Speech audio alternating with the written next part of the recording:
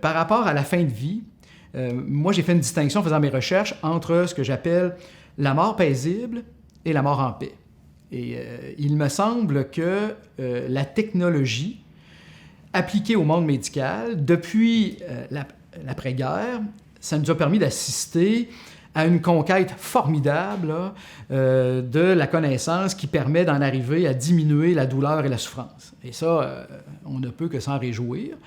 Puis je pense d'ailleurs que les médecins et les agents du soin palliatif ont été les personnes peut-être les mieux placées, puis celles qui ont favorisé le meilleur développement, par exemple, de l'utilisation de l'usage des opiacés pour les gens en toute fin de vie. C'est formidable ce qu'on a fait. Alors, on en est venu à offrir aux citoyens patients des moyens pour ne pas avoir à subir de douleur physique jusqu'au terme de l'existence. C'est ce que j'appelle la mort paisible. On va mourir paisiblement.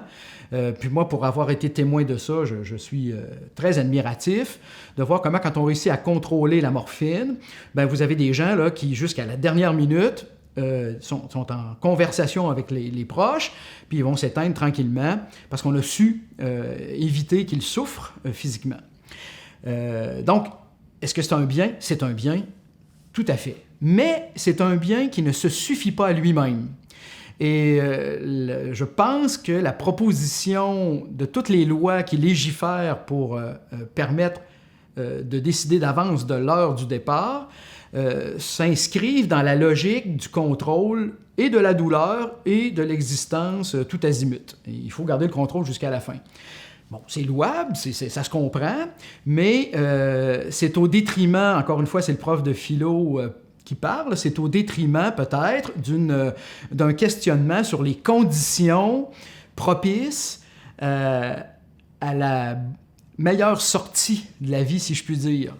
La mort en paix, c'est plutôt que de focusser seulement sur le bien du corps, et tout ce qui contrôle la douleur, on focus là-dessus, c'est de considérer aussi sur ce que la tradition grecque, romaine, chrétienne parlait du bien de l'âme.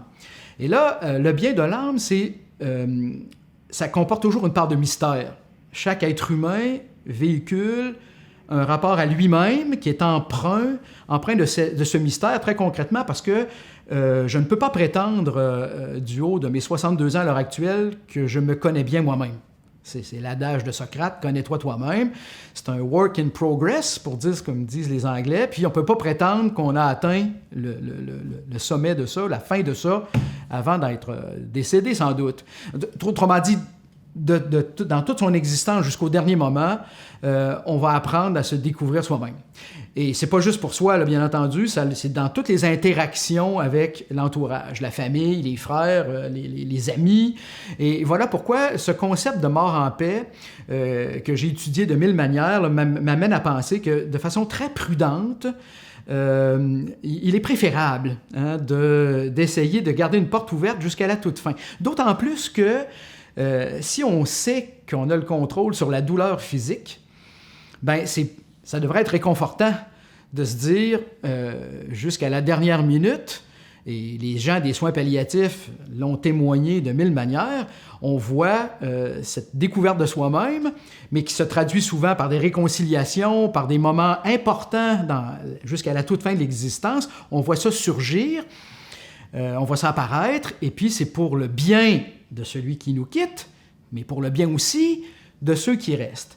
Alors, cette idée de la mort en paix, de cette espèce d'ouverture à l'incontrôlable ou à l'incontrôlé, bien, ça fait en sorte aussi qu'une mort en paix, ça ne veut pas dire une mort sans heurts, sans moments difficiles, sans conditions spectaculaires.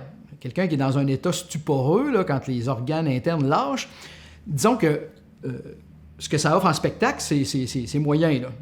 Mais ce n'est pas... il ne faut pas se fier juste aux apparences. Il y a, d'abord, du point de vue de la douleur physique, il n'y a plus de douleur physique. Puis après ça, il y a encore des moments de temps en temps, parce que ce n'est pas une loi, où on voit des moments de conscience apparaître. Donc ça, là, c'est la zone grise, mais qui permet peut-être de vivre son humanité dans ce qu'elle a de plus profond. Alors que la mort paisible, ça offre parfois l'idée d'une mort esthétique, plastique, où tout est figé, où il n'y aura pas de révolte, où il n'y aura pas rien, ça va être égal. Évidemment, quand il n'y a pas ça, ben, l'entourage aussi a des choses à apprendre. Là. Je veux dire, quand on est devant quelqu'un qui se révolte, parce qu'il ne veut pas accepter sa condition, même s'il est bien contrôlé dans sa douleur physique, j'ai tendance à dire, ben oui, mais ça fait partie du processus. L'être humain, je reviens à mon idée de départ, l'être humain se sait mortel. Hein, on est coincé entre la conscience de la mortalité et l'aspiration à l'immortalité. Ça, c'est un vieux fantasme dans la mythologie grecque. On invente les dieux de l'Olympe, on invente les dieux en général parce qu'on les veut immortels.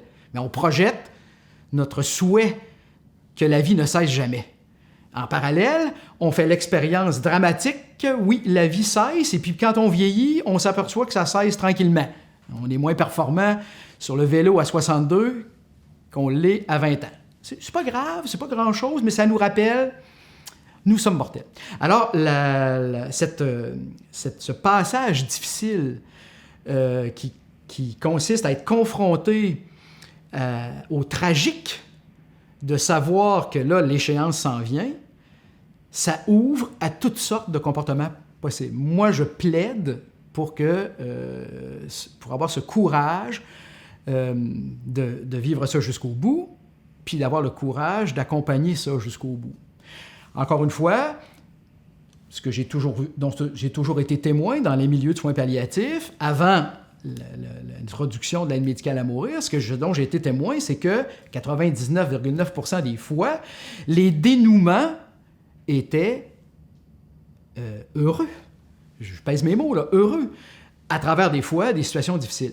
Petite fraction de pourcentage qui reste, ben, c'est souvent, ce que j'ai vu, des gens qui refusent de s'ouvrir à la présence de l'autre. C'est un papa qui ne veut pas voir sa fille, qui cherche à se réconcilier avec lui. Mais ça aussi, ça fait partie du mystère de la liberté humaine. On n'a pas de liberté de faire ce qu'on veut. C'est faux. On a la liberté de tout refuser, cependant. Ça, c'est vrai. Ça, c'est vraiment la marque de la profondeur de la liberté humaine. Ça, c'est le fort intérieur. C'est la capacité que j'ai de refuser. Alors, ça peut arriver dans nos derniers moments. Mais, et c'est ça le point, la mort en paix, c'est une mort qui accueille ce qui fait l'humanité dans l'être humain. Alors, j'en ai contre la réduction du phénomène du rapport à la mort qui ne se contente que de la mort paisible. Qu'on s'entende bien, je suis le premier à lever la main pour mourir paisiblement, mais en étant conscient qu'il va falloir que je passe par une souffrance psychologique. Parallèlement à ça, c'est une autre chose qui m'a toujours... que j'ai jamais vraiment compris, c'est que quand on demande à quelqu'un d'évaluer sa douleur, c'est déjà difficile, parce que quand le médecin il me demande de 1 à 10, bon, c'est très subjectif. Le 7 pour moi, c'est peut-être le 9 pour quelqu'un d'autre. Donc, alors ça, c'est pour la douleur physique, celle que je ressens dans mon corps. Mais quand on demande quel est l'indice de douleur, de souffrance morale, moi, je trouve ça sincèrement ridicule. On ne peut pas mesurer un truc pareil. Et puis, par rapport, face à la mort, là, c'est le prof de philo qui parle encore, ben je regrette, ça fait partie du kit. Je devrais affronter le tragique du passage de la vie à trépas. Et qu'il y ait ou pas un horizon d'après-vie. Ça ne rentre pas dans l'équation au moment où j'assume ma condition d'être humain.